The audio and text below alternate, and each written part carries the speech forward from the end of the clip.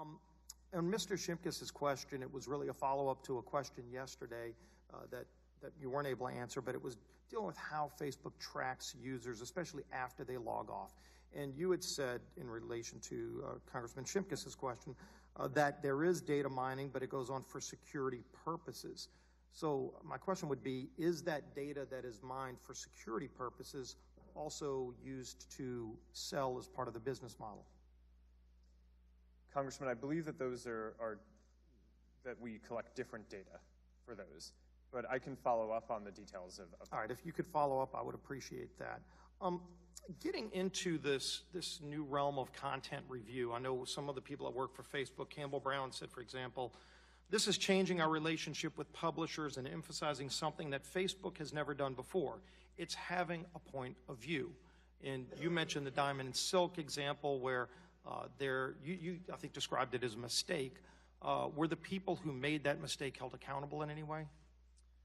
Congressman, let me follow up with you on that. That situation developed while I was here preparing to testify, so I'm not in all the details. I do want to ask you about a study that was done dealing with the algorithm that Facebook uses to describe what is fed to people through the news feed.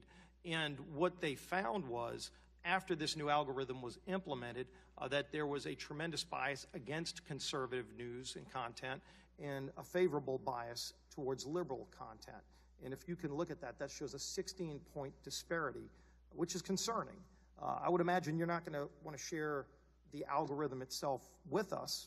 I'd encourage you if you wanted to do that. But who develops the algorithm? I wrote algorithms before, and you can determine whether or not you want to write an algorithm to sort data, to compartmentalize data, but you can also put a bias in if that's the directive.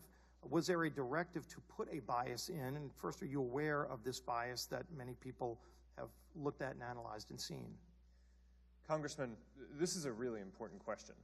There is absolutely no directive in any of the changes that we make to have a bias in anything that we do. To the contrary, our goal is to be a platform for all ideas. And I know we're almost out of time, so if you can go back and look and determine if there was a bias. Whoever developed that software, you have 20,000 people that work on some of this data analysis. If you can look and see if there is a bias and let us know if there is and what you're doing about it, because that is disturbing when you see that kind of disparity.